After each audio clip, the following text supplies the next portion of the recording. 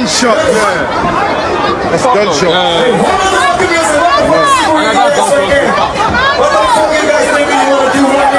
Yes, people. So this is really something which is interesting following the Detty December experiences for people who went to Ghana. We definitely continue to promote the black excellence, but this is something that needs to be spoken about. So basically for people to have left all the, Western countries or maybe wherever they were to go to Ghana for them to be able to celebrate, the end of year in different events, the reality is, does the government of Ghana know the kind of people that they are bringing into the country? And for the people going to Ghana, do they really understand what it means by actually showing some kind of lifestyles?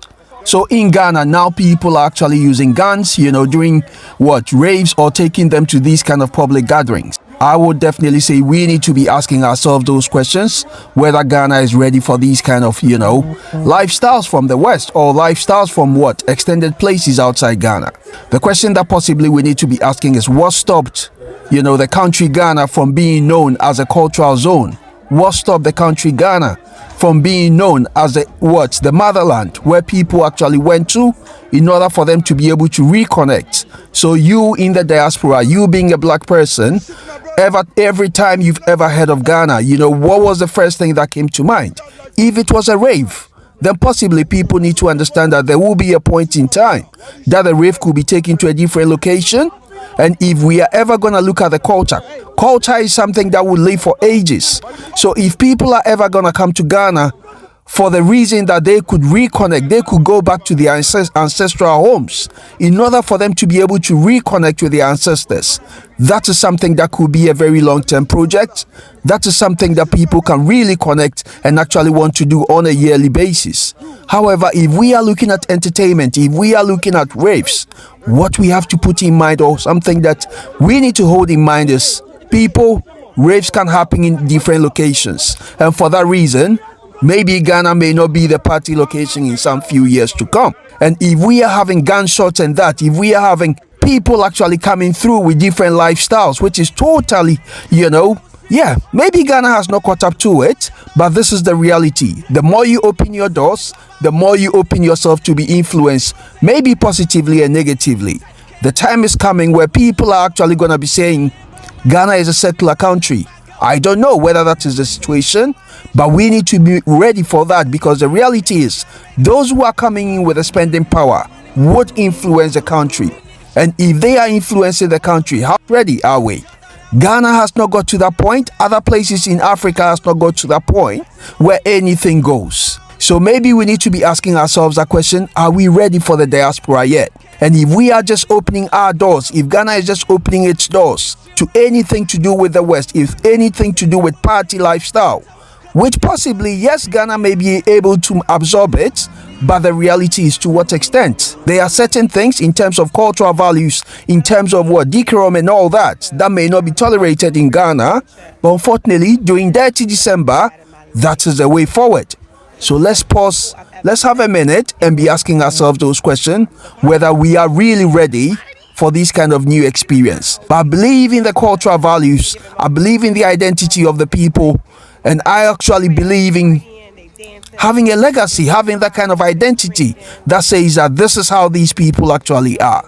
I believe in we having the opportunity for people to go back to Ghana to reconnect, as compared to Ghana being known as a party zone where anything goes. I'm definitely supporting the identity of Ghana as a space where people can reconnect. However, without boundaries, we are likely to run ourselves into a very terrible space. Guys, let's watch the different experiences in Ghana, which I think you would enjoy, I would definitely miss if I am not in Ghana. But the reality is, or the question that we need to be asking ourselves is, how much is the country ready for people coming through every year with no boundaries, or people just coming through with some kind of lifestyle which are a bit unknown to the locals? And interestingly, talking about the locals, how many people are able to afford the kind of lifestyle?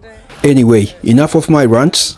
I don't by any means intend to be the party pooper. However, all that I want to say is to make sure that the culture and the peace is protected.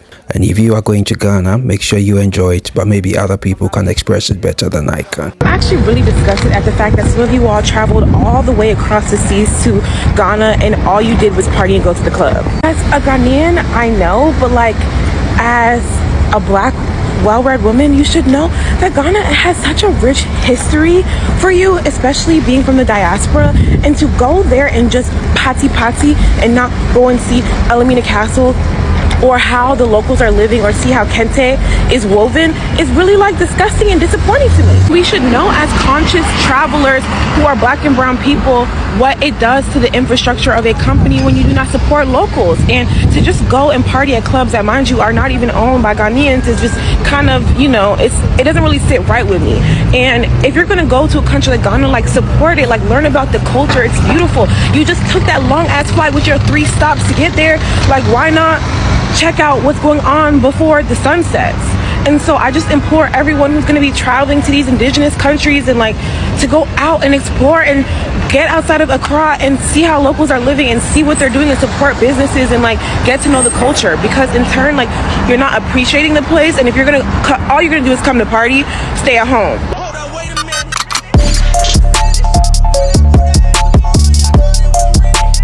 Okay, so just like I said, enough of the rants, but let's listen to somebody's experience that made her a true Ghanaian. Tell us your experience that made you a Ghanaian, if you could. And also, if you haven't subscribed to the channel, make sure you do. Like the video, share with other people, and let's start to think about what Detty December actually means and what we need to start to thinking about in order for us to be able to preserve the great cultures of this motherland. Boom. Ghana, I wish you guys would have warned me. Why didn't anybody tell me that garage is pickpocket central? My bag was closed like this on my body. But because the place was so packed, I don't know what it was, but I didn't feel anybody open my bag. Next thing I knew, my bag was open like this and my iPhone's gone. And I'm not even mad. I forgive you, whoever you are. Maybe you follow me on TikTok. Whoever you are that took my phone, God bless you. Merry Christmas. Happy New Year. Just anybody coming to Accra, y'all, watch your phones. Girls, don't wear bags like this. Have a bag where you can actually hold, because that's crazy. They're stealing phones everywhere. It's crazy. Like, I come to Ghana all the time, but this is the first time this has actually happened to me. So, you know, now I'm a true Ghanaian, because I'm Ghanaian. Of course my mom cried when Princess Diana died. I'm Ghanaian. Of course my nyash is big. I'm Ghanaian. Of course I'm pissed that Samarajan missed the pen. I'm Ghanaian. Of course my mom says he for she and she for he. I'm Ghanaian. Of course my mom says David Beckham as David Peckham. I'm Ghanaian.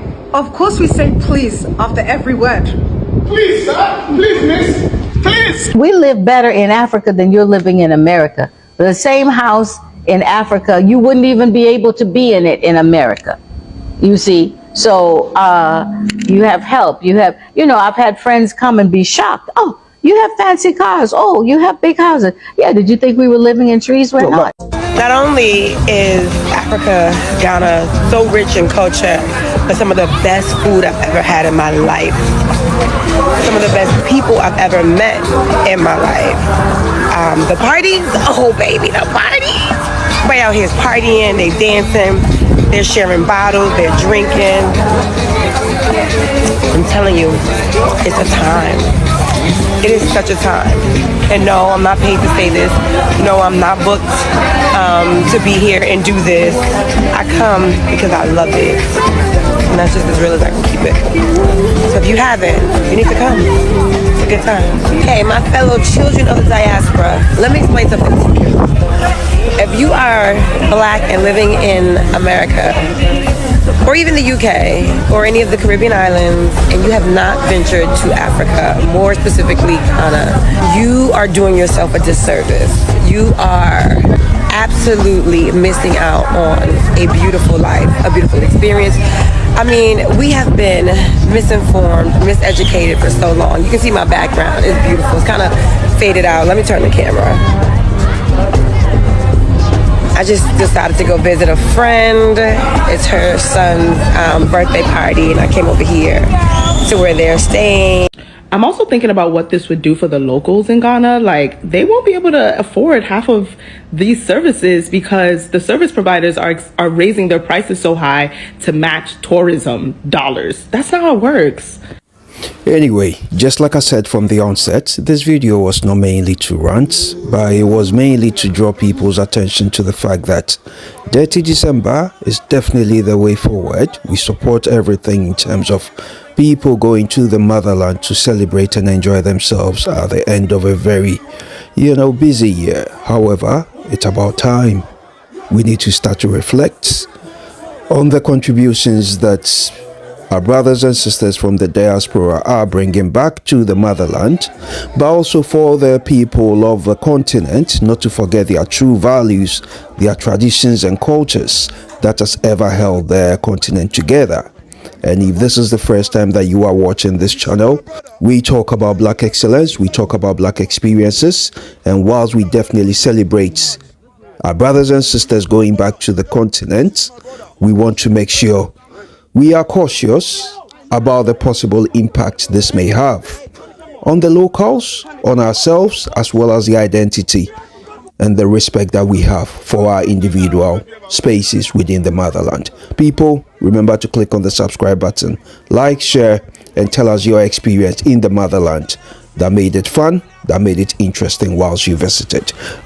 And to those of you who may be thinking, yes, I will go to Ghana, I will go to Africa. I don't know about other places, but the reality is, you may have the decision to go and may want to behave the way you do wherever you are in the West, and maybe thinking, if I get into trouble, I will be calling my lawyer. I've got my rights and all that. We are definitely not promoting any kind of injustice or any kind of foul behavior, but stand by.